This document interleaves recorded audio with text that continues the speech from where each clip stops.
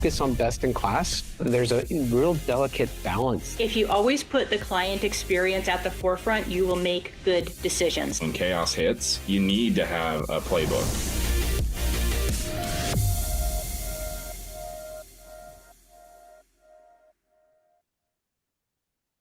Hello, we should be live now. I am going to give it a minute for everyone to hop in. We just spent the last 15 minutes talking about books and books we're reading. So if anyone has any good books, please feel free to throw them in. We talked about war books. We talked about actual real life helpful books and different kind of like thrillers and all. So any good books, feel free to throw them in. The Liza Minnelli biography is a hell of a read. Is it? Yeah, it's legit good. Oh, okay. Perfect. We are having people kind of hopping on in as we go, so I'm just going to give it a few minutes to get, well, not a few minutes, just a few seconds until we kind of get started on things. Perfect. So just wanted to welcome everyone here. This is our third episode of our Fireside Chat series here in EMEA, Europe, UK, whatever you want to call it. And today we are going to be discussing the growing layers of your service department. So I have brought on the great Chris Cook and Craig Serventi. I actually should have checked that I was saying your second name right, Craig, before we hopped on. And I am Aideen McLean. I am your community lead for Hunters here in EMEA. So we are bringing you here today. So essentially just wanted to talk about helping your business scale with your service delivery department. So we often see kind of MSPs trapped in that, I'm going to say like high scalable, where they start off, they start growing, they haven't put the proper structures in place. All of a sudden they're doing the firefighting, they're doing the tickets, they're trying to do 100 jobs that haven't been fully kind of handed off to the right people. So we want to make sure that your operational challenges are in place and all set to go. And doing this thoughtfully while we're scaling. So I am going to let the two guys introduce themselves. Chris, if you want to kind of go first, it'll save you guys fighting for it. Thanks, Aideen. Yeah, good to be here. Thanks for having me. So Chris, I'm Chris from Ethikai.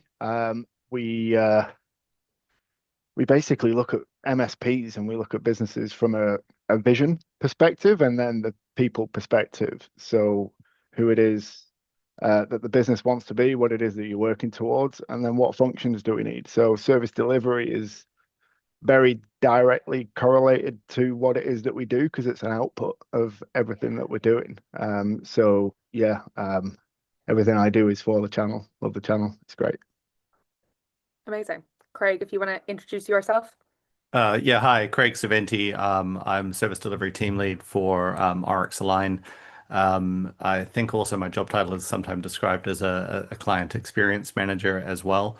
So I work very closely with our service desk, and I also I run the service delivery team, service managers, and also I look after the on-site engineering team as well.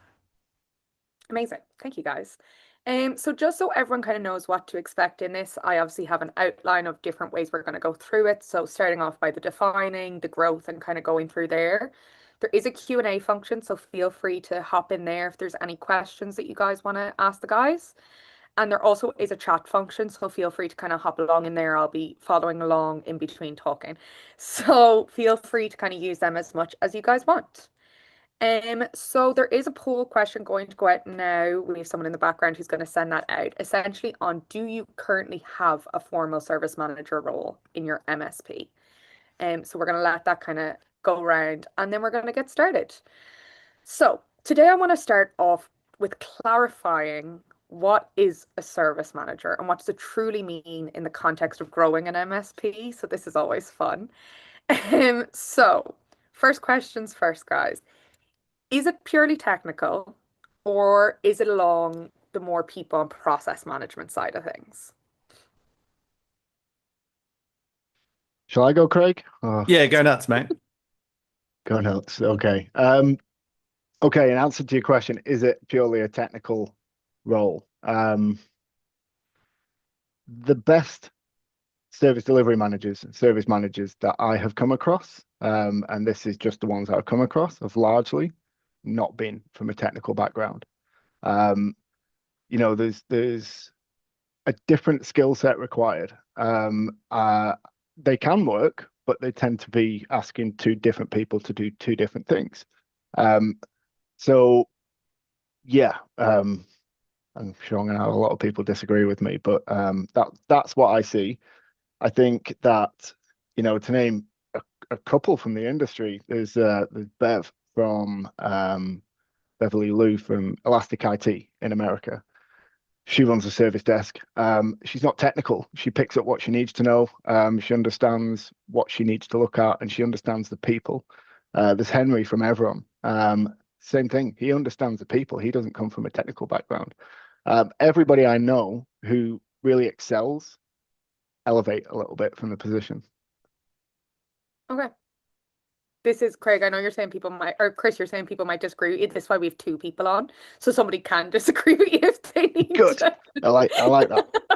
Now fight. Great. Go. Yeah, exactly. Yeah, I agree mostly with Chris. I think a good manager doesn't necessarily need to be able to do the job. They're a people and process person more than they are a doing person. That said, I've been in IT since since I sold my BMX to buy an Atari.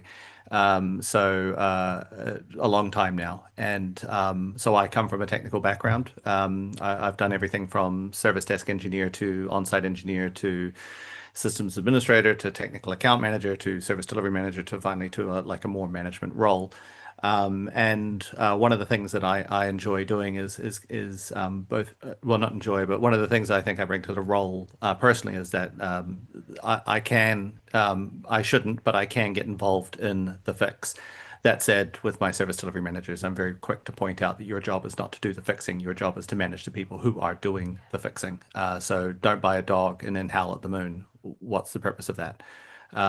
So I would agree with Chris. I don't necessarily think it needs to be a technical person, but good managers are where you find them. Yeah. Just Okay. question on. Sorry, can I just ask a question on that? So you got a service delivery manager who is technical. Do you find that they've got a propensity to kind of go into the weeds a little bit and fix rather than? A little bit, and then they also become like a point of escalation sometimes within the team as well. So we've really struggled to pull And maybe a some of our- bottleneck as well. Yeah, to pull the service delivery manager away. Like our job is not to log tickets. Our job is to not be the escalation point for a technical issue for the client. Our job is to be the escalation point for the technical issue that's within the service desk, not to be the doer of stuff. When you get big, like I can't be business critical in terms of a fix. That's insanity. How can you trust us as an MSP if I'm the business critical path? I have 4.5 weeks leave per year graciously, and I get sick like everybody else. And if the solution isn't scalable or it depends on a single person in the organization being there that day, then that's not a solution. Yeah, I agree with you. I think not to throw meaningless, annoying management platitudes out there, but you manage things and you lead people. And this That's role, right. I believe, is a leadership role. This is something that should sit in that leadership weekly tactical, however it forms, because they're the conduit of information to what's working, what's not. So yeah. Okay, so then I suppose that gets me on to, like, we'll say the key responsibilities. So what are the non-negotiables? Are we looking here for not your best, obviously, but your best leader? Like, is that kind of the non-negotiable we're looking for there? I would say there are certain qualities. I'm going to try and answer that in a slightly different way because I think we get very lost in metrics and numbers, which is a bit of a deep dive that we'll cover off maybe on a top line, but maybe another conversation for another day. And there are three key elements, and the person leading a team, and ideally any team, needs to have, this is a Patrick Lencioni thing, humble, hungry, smart. So they need to be humble. They need to kind of know when they've done right, when they've done wrong, and hold their hands up. They need to be hungry to kind of want to do better, and they need to be smart. And by that, I mean emotional intelligence. They need to understand people because we can't do it ourselves. And the ones who maybe struggle with that element are the ones who struggle kind of lead. So in gauging whether you're bringing somebody onto the team or you've got that right person, look at those elements and what can we do to improve those elements. But if you're after an ultimate kind of number, really, CSAT, which is the driver behind everything, customer satisfaction. Okay. Yeah. Do you kind of agree with what's being said there, Craig, or anything to Yeah, I add? think I do. I agree. Again, like I said, good managers are where you find them, and I don't think there's a secret sauce to it. I think, as Chris said, you need to be humble, hungry, and smart. And I couldn't agree more with the emotional smarts. There's no point having a manager that all they're going to do is belittle and berate employees, because that's not a recipe for success. That's just going to drive your staff attrition. Yeah, makes sense. Yeah. We do have a question in kind of from the audience. I will get on to my next question because I think then that's going to move on to the question that we have from that's come in. So my next question is, what are the signals that an MSP needs to start formalizing this role? So where do you kind of realize like, okay, this now needs to move over?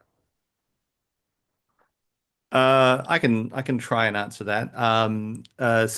When I came on board at RX Align, it was about 8 years ago. We were well and truly on our way to being a medium-sized company, but they had already recognized the value that service delivery management and service management played. So they already had a service manager in play. I think if you're talking about being more than three people in a room, and you have a dedicated sales and a dedicated finance function already, you should be looking to a dedicated service function. Someone needs to be ultimately responsible for the fix, and it can't be the same person who is also your salesperson, who is also your finance person. And when you get into bigger numbers, you're going to need that's going to have to cascade down as well. So you will need to start delegating to client experience managers or client service managers to help own that relationship along with the account managers. So I would say, personally, I would say if you're dedicating a finance and a sales function, you should also be dedicating a service manager function at the same time. Just to add to that, I agree with what you've said. However, I kind of look at it slightly differently. And, whether you've got one person or 50 people, there is still a function there. You might not have an individual person sat in that role. And that function is, quite often when we look at any business, an MSP, we have very, very focused functions in the business, which will be your level one tech, for example. Very focused role. You're here to do this. And then all of the other things in the business that need doing, we've got different hats that we've got to put on. And it's usually the leadership team that needs to consume those different hats. So Yeah. whether we've got a person in that role or not, we need to assign a function so that when we've got that hat on and we're doing it, we understand the guardrails, the parameters, what we're accountable for, what it is that we need. Doesn't necessarily need to be in a formal structure, but we need, what is that function accountable for? And what do we need to be good at to do that role? Because when we grow as a team, we'll understand what it is that we need to replace to move us for the capacity to go and do the other work that we need to go and do. Yeah, perfect. And I think that answers what we've got in. So the question that's come in is, how big are the MSPs in this scenario? In a smaller MSP, we have to wear different hats, and the lines between manager and doer do need to be crossed. Not that I think it's the best thing, but it is a needs must. So I do think that probably comes down to what you're saying of, if it's a function, it's a function, and you need to make sure that you're looking at it that way. Yeah. Perfect. Yeah, I'd agree with that. Okay, perfect. Super. So we've kind of done the whole, we'll say, defining of the service manager role. So now I want to go on to the building a growth path. So our identification, our development, and how we're doing that. So finding and developing the right people. How does the growth path look? You guys are Sometimes both it's laughing throw at it me. against the wall and see what happens. Right. I've again, I've got a take on this, and it is, for years I've been going to events, and it's always been the same topic. And it's, where do I find good people? I can't find good people. And we're looking for level one engineers or entry level engineers, whatever we want to call them, technicians, on the service desk. but we're asking for lots of experience still, or we're struggling qualifying them when they come in. And a big part of this is really understanding, and I've talked with Craig about this before, is really understanding your internal culture, which is a bit of a buzzword, but it is very true. Our culture is very independent to ourselves, and we need to understand what motivates us. So what we need to understand is what we stand for, what our values are, if we want to call them that, how we show up, and recruit more around that. Now, when we look at the service delivery manager role, or as we just said, Craig and I both believe and agree that this is not specifically, or doesn't have to be, a technical role.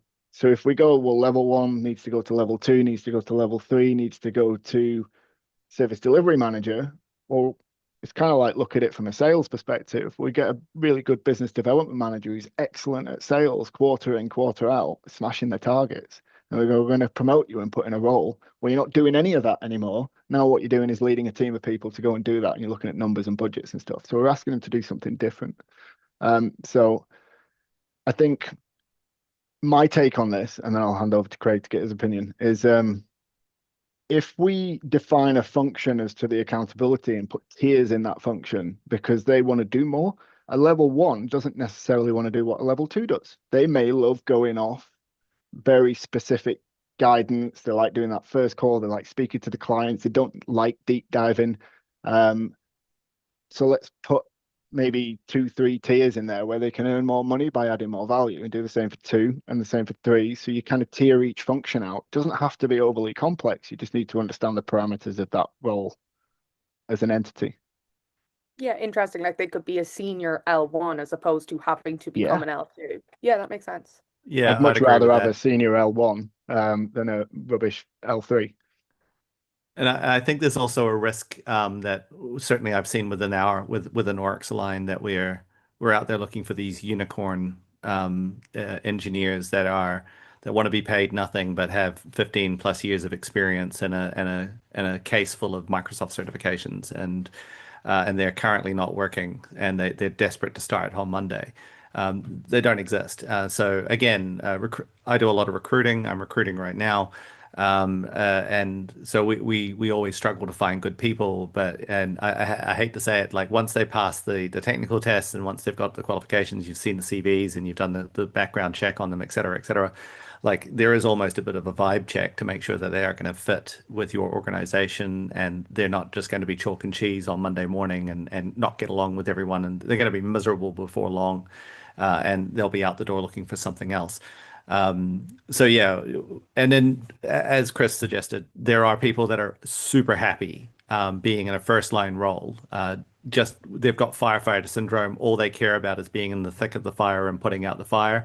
If you give them anything longer than 5 minutes to focus on, they're miserable because they don't want to do the deep dive. They want to get on to the next fire.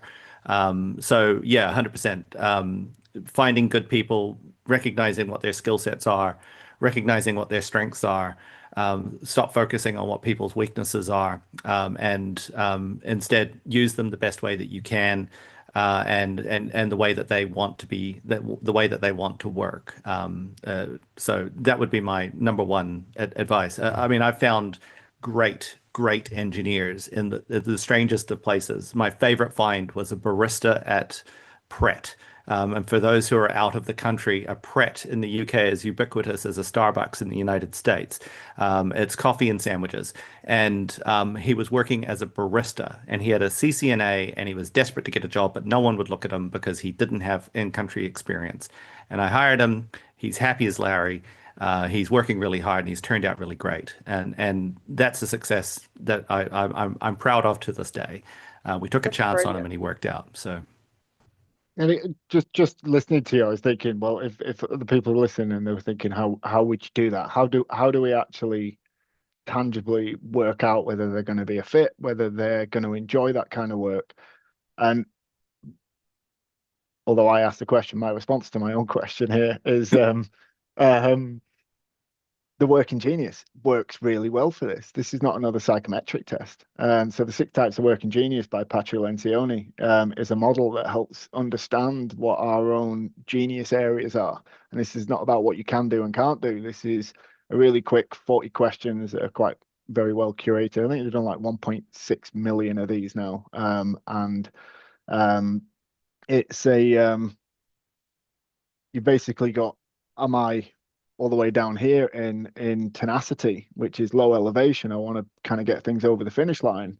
Or you got all the way at the top, which is W, which is a wonder. So people who look at the industry and ask lots of questions and just constantly looking at stuff, these people like different elevations of work. And so some people like ambiguity, some people hate ambiguity. And we need to understand where they kind of sit. And it's a really nice, easy way to do it. I wouldn't say use this as a mechanism to exclude people from a role. But if you write your job description, this is one of the work that we do at Ethicai when we help people define the functions. We take that function, understand what elevation it sits at, and then we take the purpose of the business or the purpose of the role and talk it to the business, big picture. And we subtly kind of say throughout the advert, this is what elevation the role is going to be in, without saying it's enablement and tenacity and things like that. But this is a role where you don't have to come up with things. You just need to kind of follow the process that we've already got defined. And if you're doing that, you're going to get more people that apply for that function. They're going to gravitate to it and say, this is a role for me. And it just makes the whole process. So whilst you'll get less candidate supply, you'll get more relevant candidate supply every time. Guaranteed. That's interesting. And my manager actually uses that phrase, your genius zone, all the time. And I never actually knew where that came from. So thank you. There you go. Quickly Googled. Yeah, I could see the eyes going. No, that's cool. I like that. And so I know kind of it's a little bit more back to what you said, Craig, about like the different skills and what people like and what they like to kind of stay in and doing.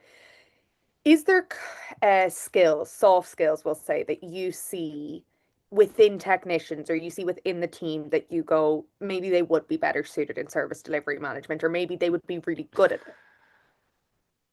Yeah, I mean, people skills, soft skills are not innate to all. I mean, it's almost antithetical to IT in general. I certainly know growing up being into computers, I was lumped with a bunch of people that, fit a particular stereotype. So now it's I think the only reason I've come this far in my career is I do have people skills. I've got a good sense for where people are coming from. I'm pretty good at discussing emotions and feelings, and not afraid of having an awkward conversation. In fact, I excel at awkward conversations. So when I see engineers, and because my engineers are on-site engineers, they do interface with the clients. I can't really have some kid who can't talk to people, who is constantly looking at his shoes. He needs to be able to raise his eye to meet yours, or find a way to communicate effectively with people. I know all people interface with people differently, and that not my way is not the only way to communicate.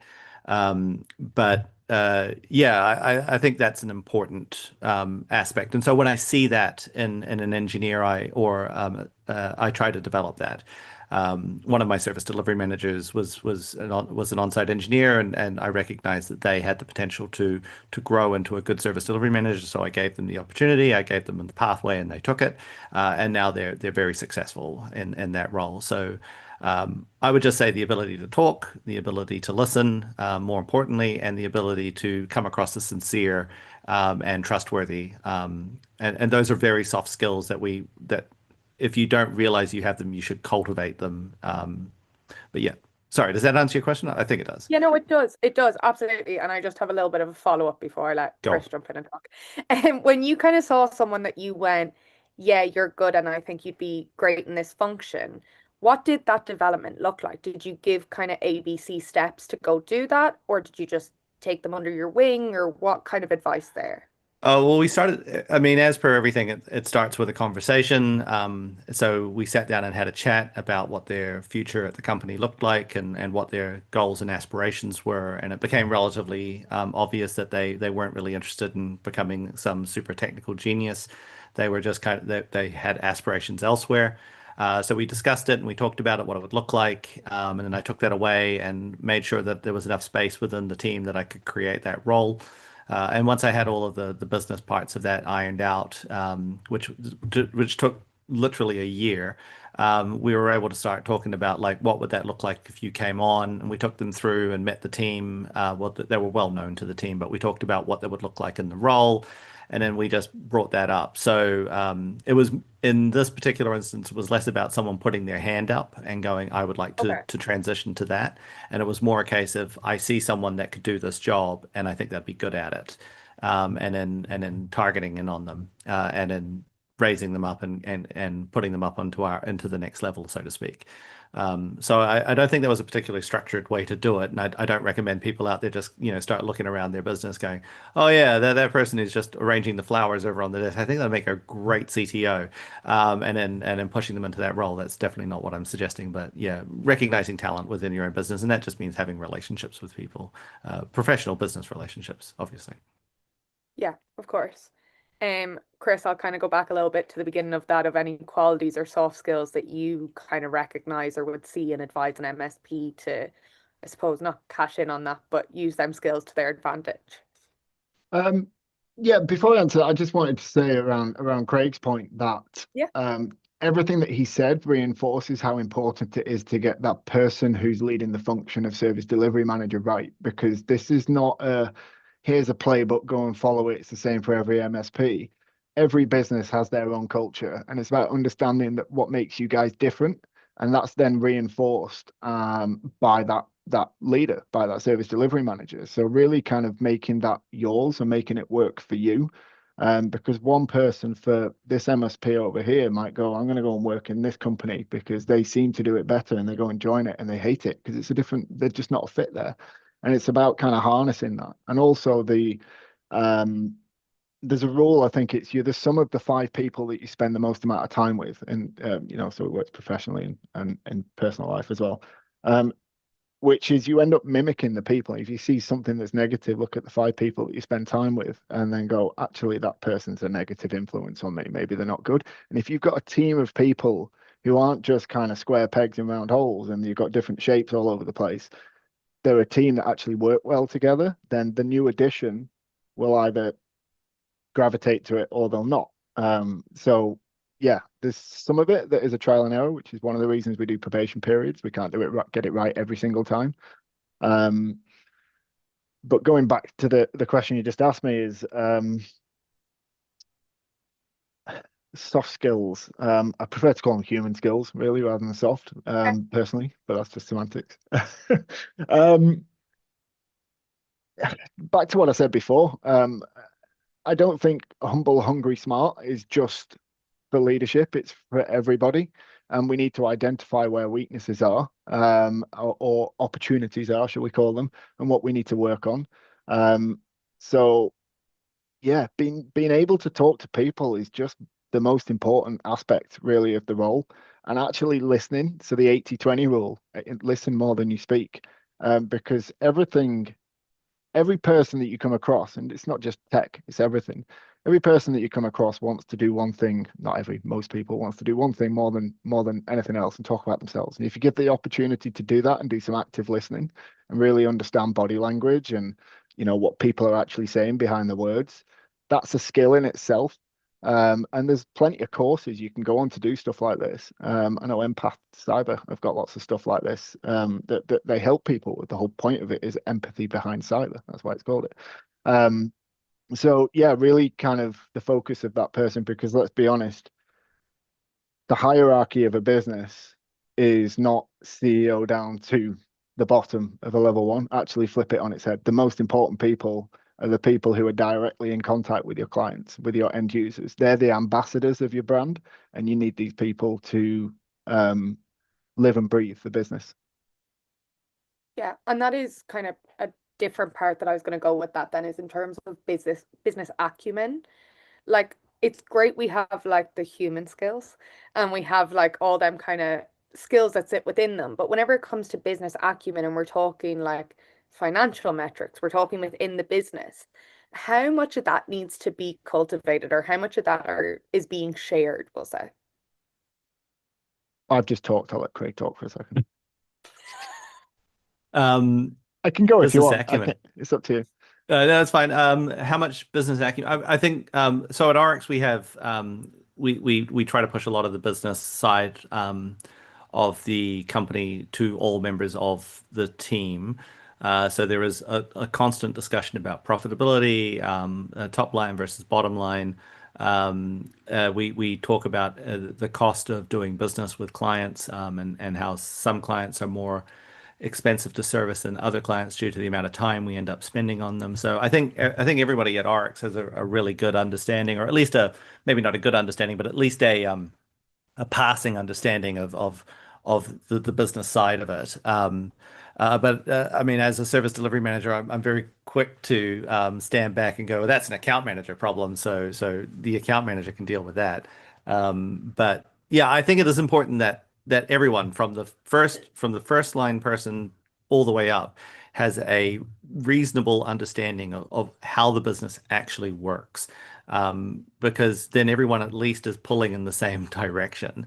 Not everyone is responsible for the P&L sheet, but at least they should have an understanding that, how things work and move within the business.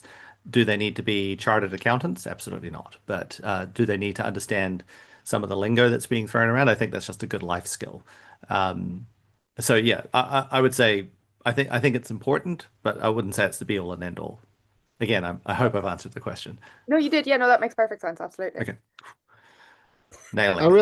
really want to make this spicy and disagree with Craig on stuff, but I'm not Go nuts. finding anything yet. But no, I'll just be honest. I think there was one element that I am quite passionate about, which is service delivery as an output, not a department. So back to your point, you're not on your own there, Craig, with saying, well, that's an account management problem, but that's an accountability. It doesn't mean that you don't need to know about it. We can't do everything ourselves. Correct. But everything that we do is about service delivery, and Correct. I really want to reinforce that. Well, I do with every client that I work with, at least. My take is, if we have clarity on why we exist, what we stand for, and where we're working towards, we can bring the right people into the business. And if we're bringing it onto the bus, as it were, as Jim Collins says, if we are bringing the right people onto the bus, share, open up. I mean, it's not. There are people in the business that need more context behind decisions and then can get behind it and really put their own spin on it. And there are some people who don't need as much context. There are things that sometimes we struggle with as a leadership team to open up and tell more about, for example, net profit or cost of sales or salaries. I mean, actually, I think we don't sometimes give our junior people enough credit for their level of intelligence that they've got, and they actually see the business from an entirely different perspective that a leadership team may, that isn't in the weeds or on the front line. So I think it's very personal. It depends where you're at on the journey. If you've got data that can't necessarily be answered quickly because maybe your finances aren't in order and you're not all over them, then maybe you don't want to be talking about finances because you don't know how to answer the questions. But if that's the case, maybe go back to your finances and have a look at them and start understanding them a little bit better. I know it's a very sweeping statement. But yes, for me, yeah, share away. I don't think there should be any secrets in a business. We're all part of the same machine. We're different cogs in it. We're all pulling towards the same outcome, right? So We should yeah. be. Yeah. Yeah. We should be. Not everybody Yeah, I is, agree. though. Yeah, no, that makes sense. And that is kind of why I asked that, because some people are very protective of it and some reasons it's needed there. So it's nice to kind of get an understanding on what the opinion is there. Well, I think if we ask why are people protective about it, it's probably down to the fact that they just don't know, or they're not confident in it themselves, or they're not trusting. And if they're not trusting, they need to look at the team around them. Trusting is the one that I've seen a couple of times in my career, is that people don't want, like, if the business is super profitable, and then it's harder to say no to that piddling pay rise that your first line engineers asked for. But if you get the impression that everyone's on the bones of their ass all the time, like, maybe they won't ask. That's super cynical of me, but no, it's not. But it's like, I mean, look at the language that we have in the industry. We've got like zero trust. We've got least privilege. We've got all of these things, and I get them, but there are reasons behind it. We just need to explain that, but not put everything in the same bucket. I mean, I prefer to start relationships with trust bucket full, and you've got the opportunity to erode that over time. But let's start full and let's see where we go from there. Obviously, there are limits with data and things like that, but could Yeah, go deep no, on that that one. makes sense. Excuse me. Perfect. So I am going to go on now onto the scaling operations and the impact of strong leadership now, just for our last 10 minutes. Keep it as spicy as we can. Cool. So how do strong managers actively, or strong service delivery managers, sorry, actively contribute to the scalability and overall success of an MSP? And I feel like Chris is going to love this because, as you say, it's about the output and it's about all of them doing that. So, how important is this and how actively is that contribution to it? Absolutely pivotal. Yeah, function in the business, 100%. The I'll say what I see quite a lot, and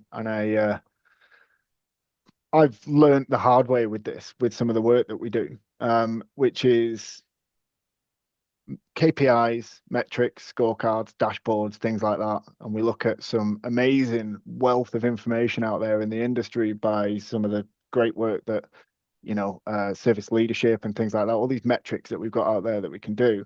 And we go, well, let's look at best in class and see what they do. Okay, but that's a different business with a different goal, with a different vision, with a different makeup, with a different story.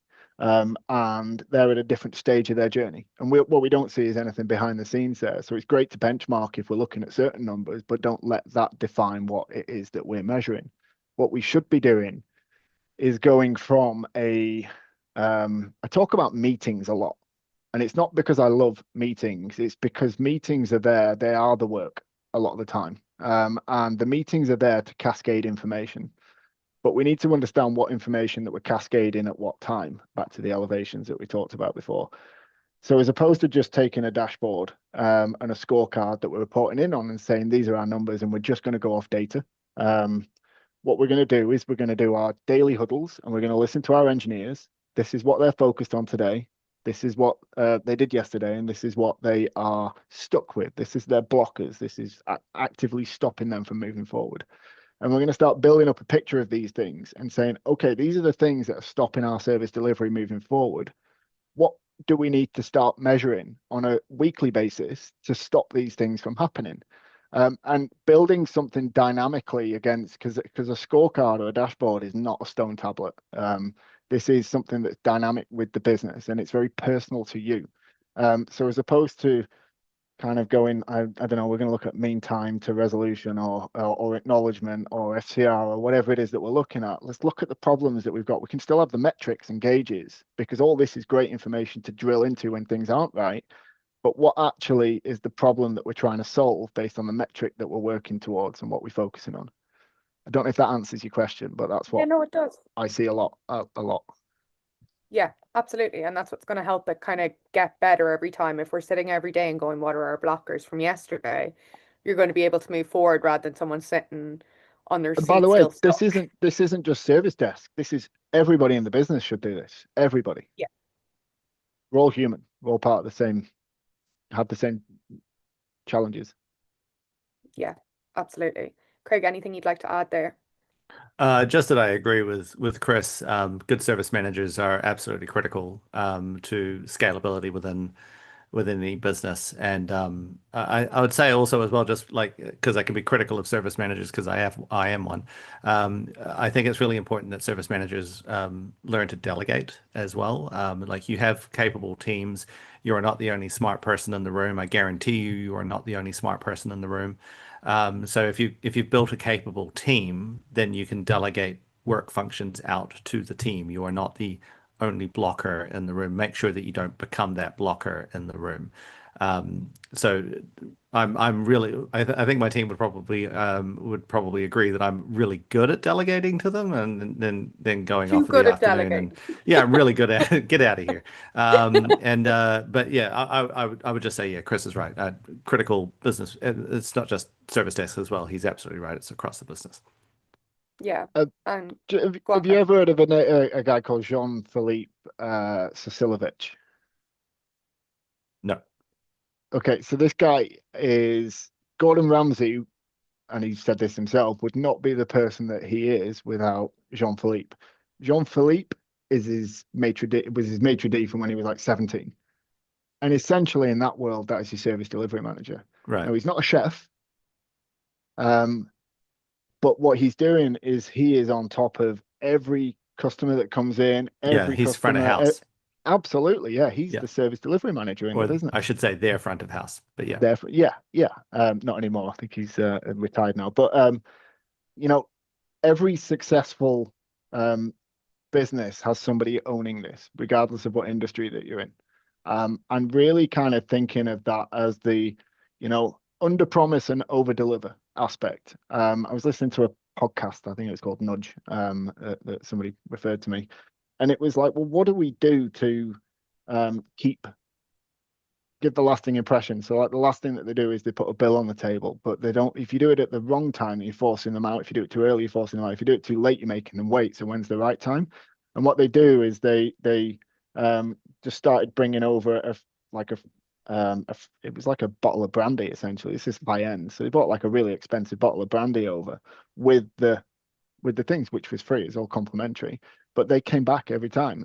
So when they bought that over, and what all they're doing is looking at the customers, looking at what's different to their ideal client profile, what it is that they want, and doing something different that's going to make them tick. And that's kind of like the mentality that we need with service delivery is, what's the lasting impression? When you leave a job, a lot of people start doing this quiet quitting, but actually that's the last thing they're going to think of you. So actually, when you leave a job, leave stronger than you started.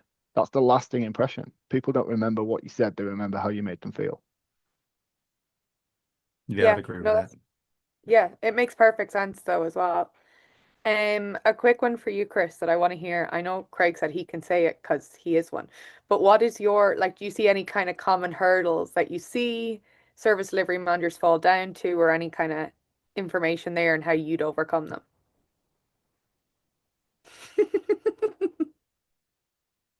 I think we kind of already covered it, which is that going into the weeds too often, or doing this kind of you got the rescuer, the victim, and the persecutor. And the service delivery manager often I see wants to be the rescuer. They want to be, and this happens with 100%. founders, Yeah, with leaders a lot, is that they just want to go in and go, it's easier for me to just do it, so Yeah. I'm going to do it. And then 3 weeks later, the same issue comes up, and it goes, "Oh, what do you mean you don't know how to do it? Have I got to do it again? Well, you didn't show me last time. How am I supposed to know this time?" And actually working through, so taking that time out now is more time, because we're never going to have more time than we've got now. There's a bit of profound statement for you. But taking that time now is going to pay dividends in the long run. Yeah, I fully agree with Chris there. The rescuer, the persecutor, and the victim. I think a lot of people in IT are very guilty of being like, we say they're IT Jesus, like they're here to save us all from the IT problems, and often they come with the long hair and the beard as well. So, just run when they turn up with sandals to work. Like, no, my guy, put some shoes on. Well, it'd be I fully Crocs now agree. in sports mode, wouldn't it? Yeah, As my kids would tell me. Crocs. How do you know you've given up on life? You're wearing Crocs to work. But I would agree with, and I think everyone wants to be the hero of their own story, and like they're out there and you feel like you've done something. In the service delivery role, I often feel like I'm a man at the mark, and the whole army is shooting at me, and then it's nice to be able to get a quick win in every now and again. I did it this morning. I was in a service review meeting.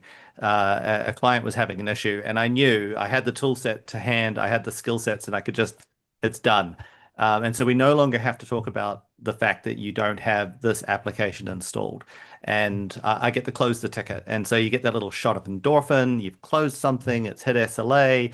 You feel good about it. They might give you good feedback. But that's not my job. My job is to log the ticket and get the team to do it. That's my job. Yeah. Can I just add one last little bit? Sorry, Of I don't course want you to can. waffle on too much, which is I've got a workbook for all this actually. I'll ping you across so you can That's send where it I'm out. getting to, yeah.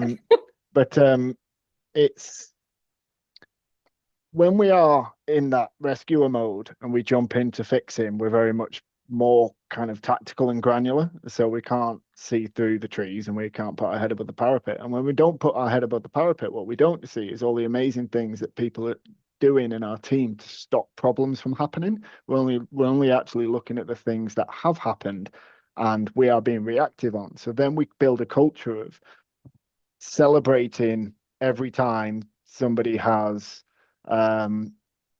stayed overnight to fix a P1, or we fixed an issue that actually we shouldn't have had in the first place. And we're celebrating these things. And actually, it's not that we shouldn't celebrate those things. It's just it's completely we're dwarfing the proactive celebrations. And we're rewarding that actually... behavior, right? So exactly, yeah. I've seen that, and not quite the light the fire themselves and then put it out and pat themselves on the back, but almost manufacture the P1 situation in trying to resolve a completely benign. Yeah. And then next thing you know, oh, hey, I was here all night. It's like, great, but you really didn't have to if you hadn't done that thing in the first place. But yeah. Yeah, anyway. you shouldn't have gotten to that point in the first place. I get you. Yeah. Yeah. If you had followed the process, we wouldn't be here. So yeah. Yeah. Good work. Super. Thank you so much both for your time. As Chris kind of mentioned briefly, he does have a workbook that you guys can fill out on service delivery, and Craig can be a testament that he filled it out. Yeah. I will get that kind of attached so that whenever you guys get an email after the webinar, that will go out to you, or if I can't do that, I'll make sure that everyone gets it afterwards anyway. But thank you so much for joining us for our third iteration of Fireside Chat. We will be back on the 18th of June. And yeah, that's all. Have a great rest of your day.